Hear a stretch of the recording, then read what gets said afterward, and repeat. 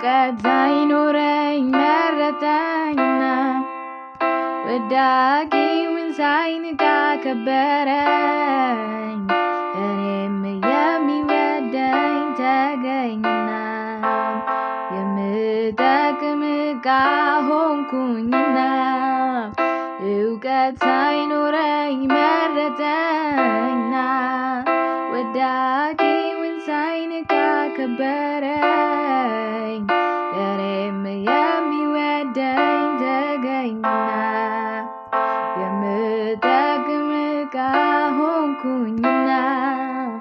ወደድከኝ አከበርከኝ መረጥከኝ